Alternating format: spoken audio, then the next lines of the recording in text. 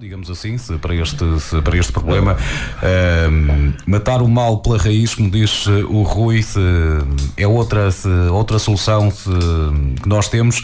E queria também perguntar-lhe se vê no golpe de Estado que aconteceu também na Turquia, se há alguma ligação e algum perigo que se possa alastrar-se, até porque sabemos as ligações que existem entre a Turquia e o mundo islâmico. Vamos lá ver, um exército europeu poderia ser uma resposta para uma guerra convencional, ou então para articular uma resposta para tentar resolver de facto os problemas pela raiz onde eles estão a surgir, que é fora da Europa, não dentro da Europa. Portanto, um exército europeu nunca, na minha opinião, não me parece que vá resolver o problema que existe atualmente dentro da Europa. O exército europeu seria, antes de mais, uma salvaguarda da Europa perante a Rússia.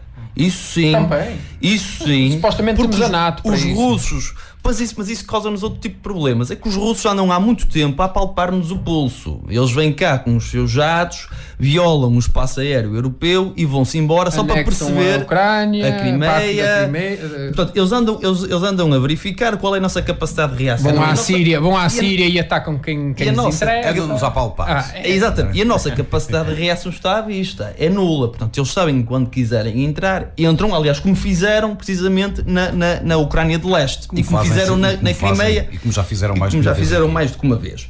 Mas isto tem uma componente histórica, porque, de certa forma, foram os próprios Estados Unidos que quiseram garantir que a Europa não tinha um exército, e isso providenciou-nos aquilo que se chamava o dividendo da paz, porque os Estados europeus, por não terem que investir em exércitos, podiam alocar essas verbas a outro tipo de políticas, nomeadamente sociais, industriais, etc. Isso providenciava-nos aquilo que seria uma espécie de um dividendo de paz.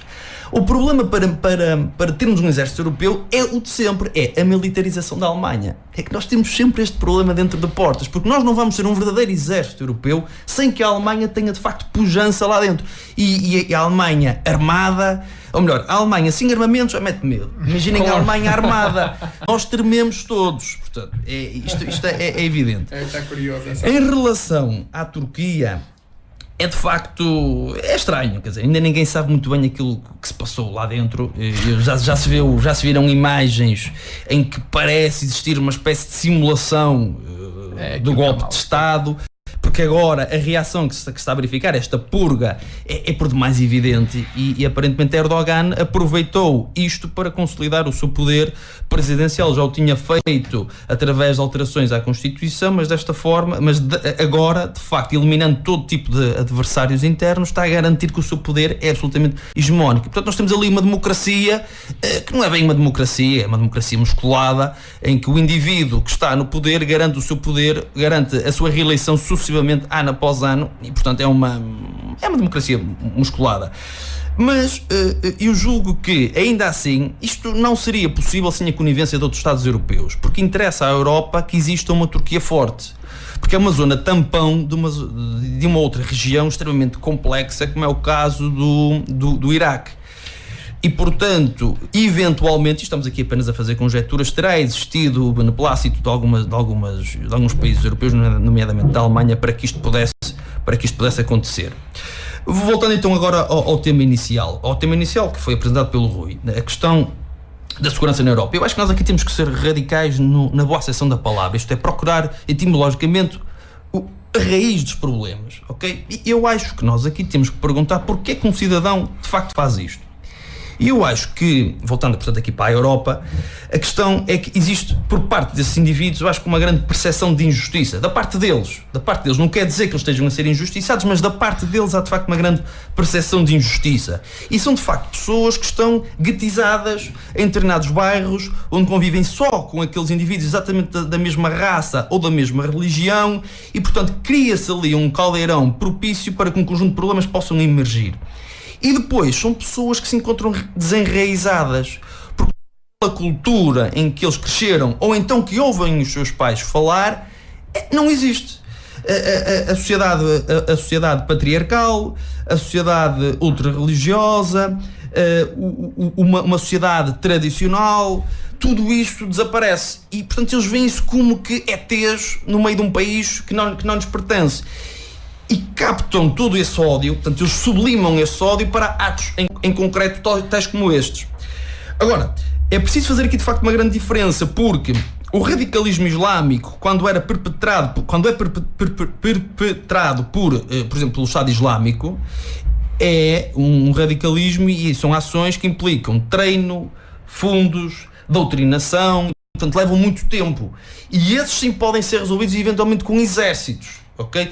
Agora, aquele tipo de atos que são perpetrados, por exemplo, como foi este no caso de Nice, por pessoas individuais, que aparentemente até estavam integradas, os tais lobos solitários, esse é que é verdadeiramente complexo, porque as pessoas não são facilmente identificáveis. Claro. No momento mas esses muitas vezes atuam em função da campanha que o Estado Islâmico lança. Que se não houvesse essa campanha, se não houvesse esse incentivo de mobilização, pois, eles se calhar nunca pensavam em fazer o semelhante. O que eu temo enquanto europeu é que sejam cada vez mais as pessoas que encontrem nas ações do Estado Islâmico e no radicalismo islâmico uma solução, uma forma de exteriorizar exatamente a sua raiva. Que haja mais fiéis discípulos, não é? Exatamente, como se está a ver. Agora, não se faça também, é importante que não se caia num certo preconceito, porque repare-se, o que é que se passou ainda há dias nos Estados Unidos? A qualquer hora nós vemos nos telejornais que um indivíduo armado entra numa escola e dispara. Se o indivíduo tivesse uma burca ou tivesse barbas compridas, era imediatamente terrorismo. Como é um cidadão americano nascido e criado católico, cristão, nos Estados Unidos já não é terrorismo. Portanto, é importante perceber também que o que está aqui de facto em causa podem ser pessoas com uma certa psicose, com um certo tipo de problemas e que exteriorizam desta maneira. Daniel, portanto, somos tais... Agora os americanos viram-se para os polícias brancos. Obviamente que e não nós não temos dúvidas que eles têm grandes problemas. Exatamente. Pronto. E a resolução destas situações... Independentemente da religião e da crença, ninguém de bom senso... Por incrível que pareça, estas pessoas que vêm do mundo árabe, o que dá a sensação é que elas na realidade nunca se integram. Nunca se integraram. E nós vemos isso é uma realidade, porque eu acho que eles querem vir para a Europa, muitos deles com o sonho europeu, mas eles não se querem integrar, isto é, em nível daquilo que são as suas tradições e as suas e o seu... Por exemplo, há casos de integração. Portugal, a comunidade islâmica está perfeitamente integrada. O caso da comunidade islâmica, porque nós sabemos, integrá-los também. Porque nós sabemos, mas de repente se acontecer aí um atentado em Portugal, nós vamos questionar tudo isso e vamos se calhar saber que existe não sei o quê, não sei aonde, não sei o que mais. Alguns que nós não integramos. Porque na Bélgica estava tudo bem na Bélgica e um dia descobre-se que afinal há lá um bairro que aquilo é um ninho de radicais. Lá está. A gatização acho que é um dos fatores que pode propiciar todas estas obviamente, e que propicia que eles não se adaptem ao estilo de vida europeu. Evidente. E o que eu queria, acima de tudo, é que estas pessoas, se não se querem adaptar ao estilo de vida europeu e se não acreditam nos nossos valores, que não venham. Que se deixem lá estar, não é? Pois, o problema é esse, mas o problema é que ainda agora este fulano que atacou na Alemanha foi um fulano que veio na onda de migrantes. Exatamente. O problema é esse. Nós temos os migrantes em Portugal que foram acolhidos, em que entretanto desapareceram e que ninguém sabe deles, eles estão no espaço europeu. Sim. Claro, os que foram para o interior. Sim, que foram acolhidos e que de repente desapareceram. Mas foi uma questão que nós falamos aqui e que era mais ou menos previsível, não é? Da forma que eles vieram e como vieram. Não é? Mas interessa estar a receber refugiados nessas condições. Claro que não. A Europa tem que dizer assim, olha, fechou, e depois vão dizer, mas humanitariamente isto é um problema. Pois é, mas vai ser sempre um problema, porque daqui a bocado estamos a criar um problema nós próprios. Há questões éticas, já ultrapassando as questões humanas, há questões éticas, e era por isso que eu agora queria pegar, porque quem é que também desestabilizou aqueles regimes, não é? A França, com a conivência da CIA, é público, desestabilizou o regime egípcio e o regime sírio. Muito da Primavera Árabe, nós pensávamos que era espontânea, mas depois veio-se a verificar que não era bem assim. Porque quando derrubaram o Mubarak no Egito, subiu ao poder a Irmandade Muçulmana, ou Irmandade Islâmica, já não sei como é que era o termo. Só que o problema era que a Irmandade Islâmica era sunita e queria impor a Sharia no país. Ora, imediatamente derrubaram, quem é que derruba? Não foi o povo, derrubaram o regime que tinha sido eleito democraticamente e instauraram e colocaram no poder o general, o tal Morsi, acho que é Morsi que o indivíduo se chama.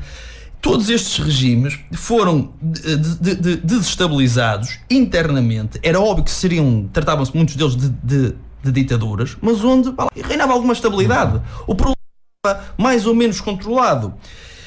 Ora, a Arábia Saudita mas isso também, mas isso também, se estivermos a falar de direitos humanos e se estivermos a falar de alguma... Quer dizer, nós também admitirmos, era uma ditadura, mas pronto, não chateavam ninguém.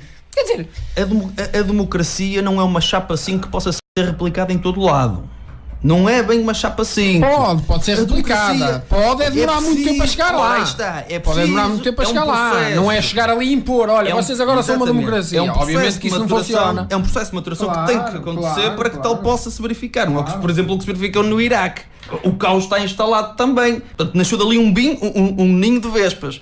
A Arábia Saudita, que é o principal regime sunita, e portanto os sunitas são uma seita, não é uma seita, são uma organização, são uma parte do Islão muito mais radical do que os xiitas. E está a ver o seu poder a fugir de mãos, porque precisamente eles tinham no Egito uma grande força sunita no poder, que iria garantir de alguma maneira a manutenção dos seus ideais. E o próprio Saddam Hussein também era sunita. Era uma minoria sunita que governava um país xiita. A Arábia Saudita sente que o poder lhe está a sair das mãos e sabe que o preço do petróleo, quando entra em queda, também destabiliza o seu poder. E, portanto, é óbvio, o Estado Islâmico é uma criação da Arábia Saudita. E uma parte do problema tem de ser também resolvido com um tipo de relações diplomáticas diferentes entre os Estados Unidos e a Arábia Saudita. A Arábia Saudita não pode continuar a ter o beneplácito que teve constantemente dos Estados Unidos, porque é óbvio, é conhecido, é público, que grande parte do armamento que o Estado Islâmico consegue obter é resultado de financiamento direto da Arábia Saudita. Não, da Arábia Saudita. Sim. Da Arábia Saudita. E, portanto, é preciso terem atenção. Mas nós